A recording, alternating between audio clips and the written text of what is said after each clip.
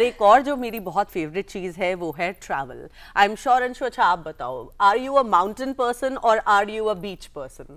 I am a mountain person. वो तो ठीक है। देखिए, हाल ही में मैं एक हिल स्टेशन पे होके आई हूँ, लेकिन जब आप वो विशाल काया माउंटेन अपने सामने देखते हैं, एक बहुत ही बड़ा सा पहाड़, तो वो आपको प्रोत्साहन भी देता है, वो आपको आगे बढ़ने की प्रेरणा भी देता है, और एक अलग सा सुकून आप महसूस कर पाते हैं। और शायद अंशु इसीलिए कितने ही ऐसे प्रोफेशनल्स हैं जो अपना आईटी प्रोफेशनल हैं, आईएएस हैं, डॉक्टर्स हैं, वो छोड़ के माउंटेनियरिंग एज अ करियर वो ऑप्ट कर रहे हैं। लेकिन इसके लिए जरूरत है दृढ़ निश्चय की, एक सुडौल शरीर की तो है ही, और मस्तिष्क से आप बहुत स्ट्रांग होने चाहिए, लेकिन फिजिकली फिट होना इसका प्री रेक्विजिट है। अंशु, आप कितने फिट हो?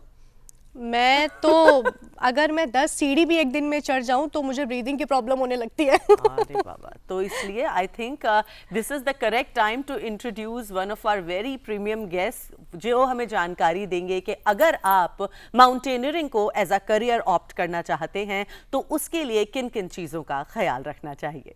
आइए स्वागत करते हैं। हमारे साथ जुड़ने वाले हैं स्टूडियो में एक बहुत ही कमाल की प्रतिभा, जिन्होंने एक बार नहीं, दो बार नहीं, बल्कि 3 बार माउंट एवरेस्ट क्लाइम किया है। रविंद्र कुमार जी, जो एक आईएएस हैं और साथ ही माउंटेन क्लाइंबर भी हैं। बहुत बहुत स्वागत है सर आपका डीडी मॉर्निंग शो में। नमस्कार। नमस्कार प्रियदर्शनी और अंशु जी। सर, आपसे हम पहले भी मिल चुके हैं, मुखातिब हो चुके हैं, लेकिन हमें ये नहीं पता था कि आपके अंदर निहित इतना खूबसूरत ये भी एक फैसेट है आपकी पर्सनालिटी का, that you have climbed mount Everest for 3 times. Firstly big congratulations. Thank you so much madam, thank you.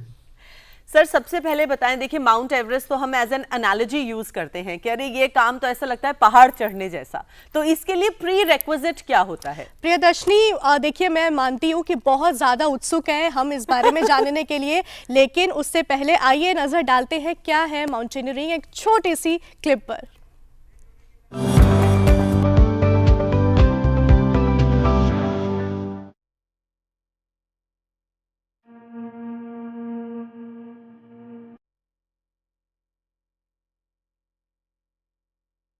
बहुत से ऐसे क्षेत्र हैं जिनमें रोमांच के साथ ही रोजगार के भी अपार अवसर हैं। ऐसा ही एक क्षेत्र है पर्वतारोहण का। यह सच है कि यदि आप इस काम में कुशल हैं तो यह आपके शानदार करियर की शुरुआत कर सकता है। पर्वतारोहण के लिए किसी खास योग्यता की जरूरत नहीं है, बल्कि पर्वतारोही में साहस होना सबसे पहली आवश्यकता है। योग्य पर्वतारोही के लिए स्वस्थ शरीर बेहद महत्वपूर्ण है। इसके साथ ही इसमें सजगता, सूझबूझ, विपरीत परिस्थितियों में धैर्य बनाए रखना भी अहम है। एक्सरसाइज के साथ रोज संतुलित भोजन भी जरूरी है। अब तो महिलाएं भी पर्वतारोहण को बतौर करियर के रूप में अपनाने लगी हैं। भारत में इसके इतिहास की बात करें तो देश में पहला दर्ज पर्वतारोहण अभियान 1883 में हुआ था, जब विलियम डब्ल्यू ग्रैहम के नेतृत्व में एक टीम ने कुमाऊं क्षेत्र में सरनकोट की चोटी पर चढ़ाई की थी। भारतीय पर्वतारोहण के इतिहास में ऐसा ही एक मील का पत्थर 1965 में आया, जब कैप्टन मोहन सिंह कोहली के नेतृत्व में एक टीम ने नंदा देवी की पवित्र चोटी पर सफलतापूर्वक चढ़ाई की। इस चोटी पर यह पहली चढ़ाई थी और इसने भारत को वैश्विक पर्वतारोहण मानचित्र पर ला खड़ा किया। एक और उल्लेखनीय उपलब्धि 1984 में मिली, जब कैप्टन एमएस कोहली के नेतृत्व में एक इंडो नेपाली टीम ने कठिन पूर्वोत्तर रिज के माध्यम से माउंट एवरेस्ट पर चढ़ाई की। पर्वतारोहण या माउंटेन क्लाइंबिंग को दुनिया भर में एक रोमांचक स्पोर्ट के नजरिए से देखा जाता है। हालांकि चाहे विश्व की सबसे ऊंची चोटी माउंट एवरेस्ट हो या फिर दूसरी सबसे ऊंची काराकोरम रेंज K2, बिना किसी प्रोफेशनल ट्रेनिंग के कोई भी पर्वतारोही इन पर चढ़ाई नहीं कर सकता। पर्वतारोहण से जुड़े कोर्सेज की बात करें तो इनमें कई विकल्प हैं, जैसे बीएमसी, बेसिक माउंटेनियरिंग कोर्स या बीएमसी में चट्टानों पर और बर्फबारी के दौरान मूवमेंट के बारे में सिखाया जाता है। एएमसी, एडवांस माउंटेनियरिंग कोर्स या एएमसी कोर्स में आपको पर्वतारोहण की एडवांस तकनीकों के बारे में जानकारी दी जाती है। इस कोर्स में अभियानों के लिए योजना बनाने और उन पर इंप्लीमेंट करने जैसी तकनीकें सिखाई जाती हैं। MOI मेथड ऑफ इंस्ट्रक्शन नाम का यह कोर्स आपको माउंटेनियरिंग और अलाइड स्पोर्ट्स के लिए एक इंस्ट्रक्टर बनने के लिए तैयार करता है। SAR सर्च एंड रेस्क्यू या SAR कोर्स आपको पर्वतारोहण के दौरान रेस्क्यू की स्थितियों में फर्स्ट एड के साथ ही सर्चिंग के लिए नेविगेशन तकनीकों की जानकारी देता है। देश के कुछ प्रमुख संस्थानों की बात करें जो ये कोर्सेज करवाते हैं, उनमें प्रमुख हैं Himalayan mountaineering institute Darjeeling Paschim Bangal, Nehru institute of mountaineering Uttarkashi Uttarakhand, Jawahar institute of mountaineering and winter sports Pahalgam Jammu Kashmir, NIMAS Dirang Arunachal Pradesh, Atal Bihari Vajpayee institute of mountaineering and allied sports Manali Himachal Pradesh, राज्य पर्वतारोहण संस्थान माउंट आबू, सोनम ग्यात्सो पर्वतारोहण संस्थान Sikkim, mountaineering and adventure institute of Rajasthan Jaipur. Course करने के बाद रोजगार के अवसरों की बात करें तो आमतौर पर लोगों को लगता है कि इस क्षेत्र में आने के बाद माउंटेन क्लाइंबिंग ही एकमात्र ऑप्शन होता है, लेकिन अब इस प्रोफेशन में अवसरों की भरमार है। आप mountaineer, climbing photographer, mountaineering guide, trend climbing guide, climbing ranger, sponsored rock climber, climbing writer, liaison officer, porter, track leader, track organiser के तौर पर काम कर अपने करियर में आगे बढ़ सकते हैं। सैलरी की बात करें तो बेसिक स्किल्स के साथ शुरुआती दौर में 4 से 5 लाख का सालाना पैकेज मिल जाता है। जैसे जैसे अनुभव और स्किल्स बेहतर होते जाएंगे, वैसे वैसे पैकेज भी बढ़िया होता जाता है। ऐसे में यदि आपकी बाजुओं में दम है और दिल में डर नहीं है, साथ ही प्रकृति में रुचि तथा आनंद आता है, तो पर्वतारोहण के पेशे में जाकर आप अच्छा पैसा कमा सकते हैं। अनुभव होने पर आप इसे बिजनेस भी बनाकर अपने सपने को ऊंची उड़ान दे सकते हैं।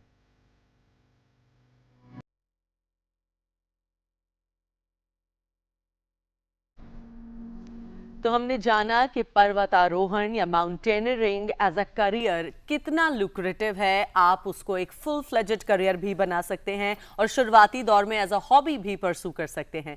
अब हमने क्योंकि ये जान लिया है कि माउंटेनियरिंग है क्या, आइए आगे ये डिस्कशन को बढ़ाते हैं और जानते हैं इससे संबंधित और सवाल।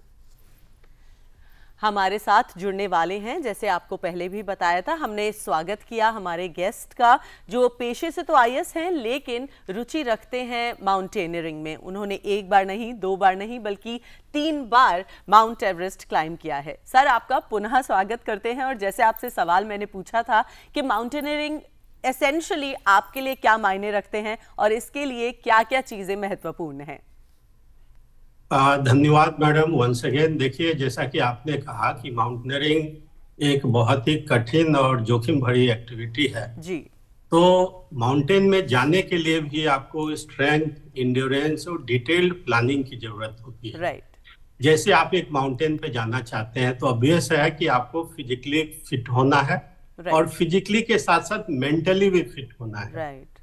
आपको वो सारे इक्विपमेंट्स और गियर्स चाहिए जो कि माउंटेन को क्लाइंबिंग में जरूरत होती है। इसके बारे में डिटेल में मैं बाद में आऊंगा। अकेला माउंटेन चढ़ना बहुत ही खतरनाक होता है, इसलिए आपको टीम की जरूरत है। और जिस एरिया का पीक आप चढ़ने जा रहे हैं उस एरिया का गाइड चाहिए ताकि वो आपको लोकल कंडीशंस और जो चैलेंजेज है उसके बारे में पहले से आगाह कर सके। अगर आप कोई पर्वत चढ़ना चाहते हैं तो ऐसे ही नहीं चले जाते हैं, पहले हम उसकी डिटेल में प्लानिंग करते हैं जिसमें रूट, माउंटेन के किस साइड से अटेम्प्ट करना है, कहाँ टेंट लगाना है, क्या खतरा हो सकता है वेदर खराब हो तो वेदर फोरकास्टिंग या तो एजेंसी को हायर करना पड़ता है या लोकल लोगों से पूछताछ करनी पड़ती है जी। फिर लॉजिस्टिक सपोर्ट, वहाँ टेंट चाहिए, खाना चाहिए, हो सकता है ऑक्सीजन बॉटल की जरूरत हो, मेडिकल हेल्प चाहिए। तो लॉजिस्टिक या तो हम सारा सामान अपने साथ ले जाएं या किसी लोकल लॉजिस्टिक एजेंसी की मदद लें जी। फिर होती है कि अगर सारा चीज करने के बाद भी कोई इमरजेंसी आ गई तो आप कैसे बचेंगे। तो इमरजेंसी इवैक्यूएशन और रेस्क्यू का भी एडवांस में प्लानिंग करना पड़ता है। सर आपसे एक बीच में सवाल पूछना चाहूंगी, जैसे आपने अभी एक एजेंसी का जिक्र किया, जैसे मान लीजिए मैं माउंटेनियरिंग परसू करना चाहती हूँ, मैं सोचती हूँ मैं बहुत फिट हूँ, लेकिन मुझे वहां के पर्यावरण के बारे में, वहां के रखरखाव के बारे में ज्यादा जानकारी नहीं है, तो ये एजेंसीज किन किन चीजों में हमारी हेल्प करती हैं? देखिए, मैं तो ये कहूंगा कि अगर आप कोई माउंटेन चढ़ना चाहती हैं तो सबसे पहले आपको वहाँ के लोकल कंडीशंस के बारे में खुद ही जानकारी लेनी है। अब जैसे आप कहीं गुलमर्ग जाते हैं तो आप वहाँ एक होटल करते हैं, राइट, तो होटल जो सुविधा प्रोवाइड करती है उतना कंफर्ट तो नहीं होगा, वही काम एजेंसी का है। वो लोकली आपको एक बेसिक टेंट प्रोवाइड करता है, लोकली खाना पीना प्रोवाइड करता है, बेसिकली एक्सटर्नल सपोर्ट के लिए एजेंसी है। लेकिन क्लाइम आप ही को करना है, जो रिस्क है उसके बारे में जान के आप ही को अपने आप को बचाना है। जी। सर अगर हम माउंटेनियरिंग की बात कर रहे हैं तो इसमें सेफ्टी मेजर्स की बात करें, वो कौन कौन से होने चाहिए, हमें किन बातों का और ध्यान रखना चाहिए?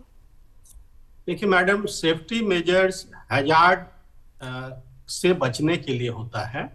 अब हम हैजार्ड की बात करें तो हैजार्ड जो मैं एवरेस्ट का डेटा बताऊं तो कुल डेथ का लगभग आधा या तो एवलांच के कारण हुआ है, या स्लोप पे चढ़ रहे हैं, स्लिप हो गए और फॉल के कारण हुआ है, या कोई हम आइस क्रेवास के नीचे से जा रहे हैं कोलैप्स के कारण हुआ। इसमें 50% डेथ हुआ है। बाकी 50% डेथ अन्य कारणों से हुई है, जैसे हाई एल्टीट्यूड सिकनेस है, हम थक गए, हमें जो है हाइपोथर्मिया हो गया, हमें डिहाइड्रेशन हो गया, या हम क्रेवासेज में गिर गए। तो इन सब हैजार्ड से बचने के लिए जो सेफ्टी मेजर्स होते हैं वो ये है, सबसे बड़ा सेफ्टी मेजर्स है कि हम एडवांस में प्लानिंग करें और अपने आप को फिट रखें, जहां हम जा रहे हैं उसके बारे में जानकारी लें, और हम पर्टिकुलर हैजार्ड को कैसे काउंटर करें उसकी बात करें। तो जैसे एवलांच है, तो आप स्लोप पे चढ़ रहे हैं और स्नोफॉल होना शुरू हुआ, तो स्नोफॉल जब हेवी हो जाता है स्लोप पे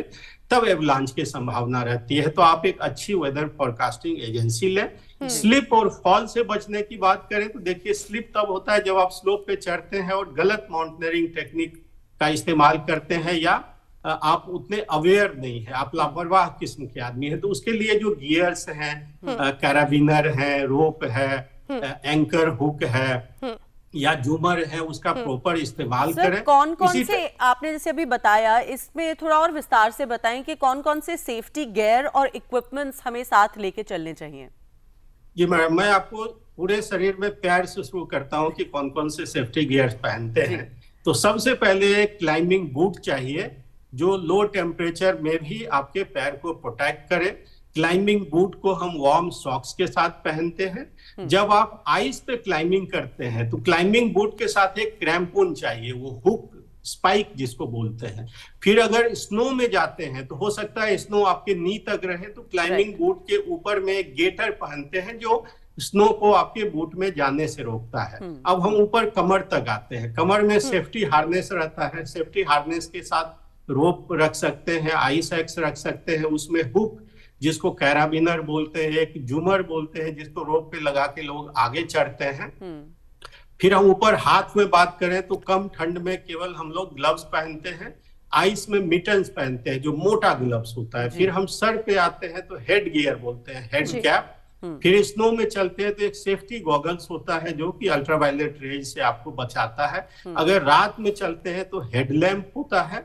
इसी टाइप से अगर जो अन्य एसेंशियल सामान है उसके लिए एक रक्सैक या बैग जो पीठ पे लाते हैं, जिसमें अगर आप हाई एल्टीट्यूड 7000 मीटर से ऊपर जाते हैं तो ऑक्सीजन बॉटल और अन्य इक्विपमेंट रहते हैं। एक आपको वार्म वाटर की बॉटल चाहिए, आपको एसेंशियल मेडिसिन और फर्स्ट एड किट चाहिए जी।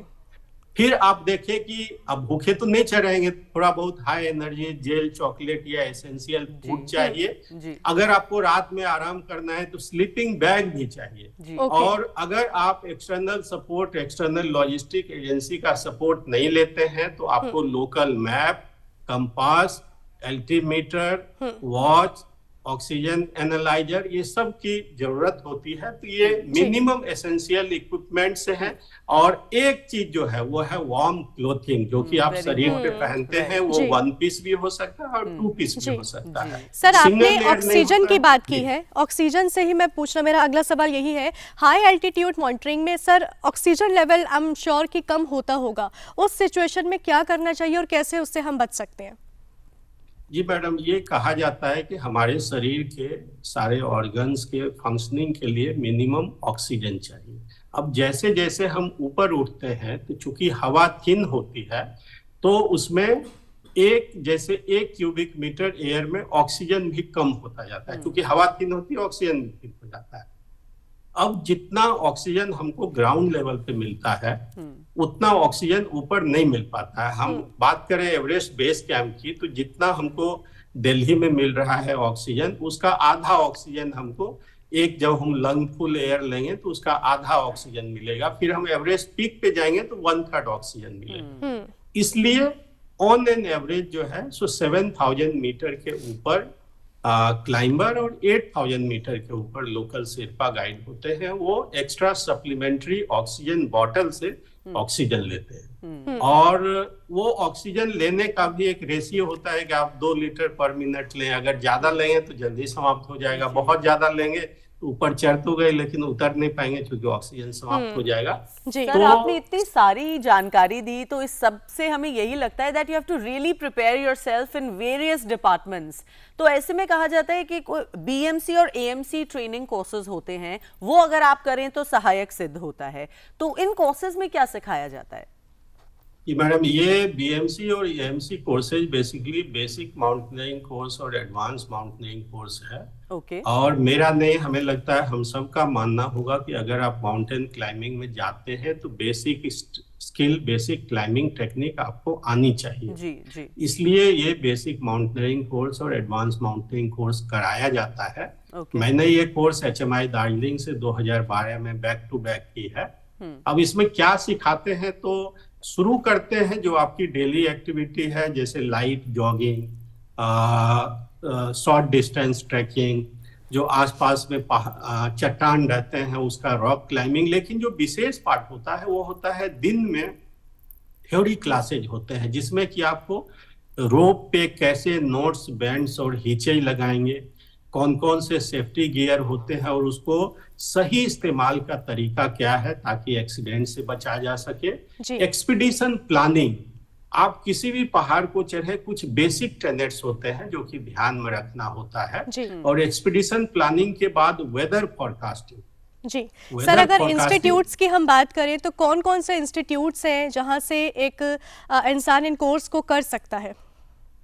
लगभग 10 माउंटेनियरिंग ट्रेनिंग इंस्टीट्यूट है इंडिया में, जिसमें कि 3 जम्मू कश्मीर में है, 1 हिमाचल प्रदेश में है, 2 उत्तराखंड में है, 1 वेस्ट बंगाल में है, 2 सिक्किम और 1 निवास अरुणाचल प्रदेश में है। इनमें से सबसे पुराना HMI दार्जिलिंग में है जो वेस्ट बंगाल है।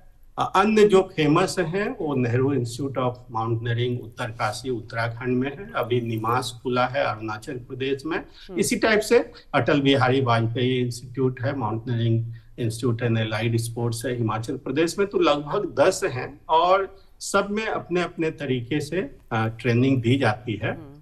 जो HMI दार्जिलिंग और निम काफी पुराना है और बहुत फेमस है, मैंने तो HMI दार्जिलिंग से की थी और माउंटेन चढ़ने में काफी इनके द्वारा दी गई ट्रेनिंग काफी मदद करती। सर, आपने जब माउंट एवरेस्ट क्लाइंब किया, आई एम श्योर पहले आपने सोचा होगा मैं कोई और पीक्स करूं, तो ऐसे कौन से इंपॉर्टेंट पीक्स हैं इंडिया में जो एक माउंटेन क्लाइंबर का सपना होता है कि वो जरूर क्लाइंब करे?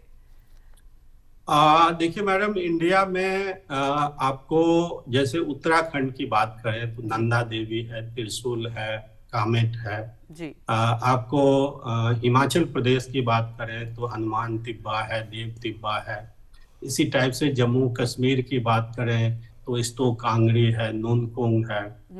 इसी टाइप से हम सिक्किम की बात करें तो वहाँ पे कंचनजंगा है। तो बेसिकली जो हिमालयाज है, हिमालयाज के में जो ज्यादा ऊंचे पीक्स हैं जो 7,000 मीटर के ऊपर हैं, जो आम लोगों का सपना होता है वो इन पीक्स के साथ साथ जो दुनिया की सबसे ऊंची पीक है जो माउंट एवरेस्ट है वहां जाने का जरूर सपना होता है। तो मैं अगर कोई भारत के अंदर क्लाइंब करना चाहते हैं तो इन सब पीक को, और अरुणाचल प्रदेश में बहुत सारे वर्जिन पीक है। वर्जिन पीक का मतलब कि उसको अभी तक कोई क्लाइंब नहीं किया है, और ऊंचे ऊंचे पीक हैं, बहुत सारे 7000 मीटर के ऊपर भी हैं। तो मैं उनको इन पीक्स को क्लाइंब करने की सलाह दूंगा। अगर कोई ओनली ट्रैकिंग करना चाहते हैं तो उनके लिए साउथ इंडिया का सह्याद्री माउंटेन में भी कर सकते हैं। जी सर, अगर माउंटेनियरिंग में रोजगार की बात करें तो क्या लगता है और किस नज़र से देखते हैं आप? देखिए मैडम, आपने अभी वीडियो में भी बहुत सारे रोजगार के अवसर दिखाए हैं। मैं तो ये कहूंगा कि एक क्लाइंबर जो दुनिया की ऊंची ऊंची चोटी चढ़ता है, तो आजकल एक बहुत फैशन हो गया है कि हमारे कंपनी का फ्लैग या हमारा नाम यूनिक जगह पे पहुंचे। तो एक क्लाइंबर किसी प्रोफेशनल कंपनी का फ्लैग, लोगो, बैनर, पोस्टर ले जाके चढ़ सकते हैं, उसमें भी अच्छा पैसा मिलता है, तो अर्निंग हुई। नहीं तो वो क्लाइंबिंग गाइड का काम कर सकते हैं। देखिए इंडिया में तो कम पैसे मिलते हैं, जो फॉरेनर आते हैं वो क्लाइंबिंग गाइड को अच्छे खासे डॉलर में पैसे देते हैं। नहीं तो आप एक लॉजिस्टिक कंपनी खोल सकते हैं। अगर आप एक्सपीरियंस माउंटेन हो गए हैं तो बहुत पैसे कमाते हैं लॉजिस्टिक कंपनी वाले, क्योंकि अच्छा चार्ज करते हैं, क्योंकि ये जोखिम भरी एक्टिविटी है। तो जो शौकिया क्लाइंबर होते हैं वो अच्छे पैसे देने से नहीं कतराते हैं। फिर आप इधर गवर्नमेंट साइड में देखें तो मानसरोवर यात्रा है, कैलाश मानसरोवर यात्रा, वहाँ एवरी ईयर लाइजन ऑफिसर की जरूरत होती है, उसमें मिनिमम माउंटेनियरिंग एक्सपीरियंस की जरूरत होती है। इतने सारे ट्रेनिंग एकेडमी है जिसमें कि इंस्ट्रक्टर की जरूरत होती है। और जो महत्वपूर्ण बात है, मैंने जो माउंटेन में ऑब्जर्व किया है कि माउंटेनियर जो है सो वो फियरलेस होते हैं। तो डिजास्टर मैनेजमेंट में उनका बहुत अच्छा उपयोग किया जा सकता है। अगर ये सब की अपॉर्चुनिटी नहीं है, आप ओल्ड हो गए हैं, उतनी एनर्जी नहीं है, तो आप एक ट्रैकिंग गाइड के रूप में भी काम कर सकते हैं, ट्रैकिंग की कंपनी खोल सकते हैं। ये सारी अपॉर्चुनिटीज हैं, बहुत सारे अपॉर्चुनिटीज। आप खुद का अपना माउंटेनियरिंग और एलाइड स्पोर्ट्स का ट्रेनिंग एकेडमी खोल सकते हैं अगर आपके पास पैसे हो। वेल तो सर, बहुत आई सारी थिंक आपने opportunities इतनी हैं। सारी जानकारी इतने कम समय में हमको दी, and it actually open a new facet, a new window for all of us. Thank you so much for sharing such important information with us, and thank you for your time. Thank you so much, ma'am, for calling me, and it was good interaction with you. Thank you. Have a nice day. Thank you.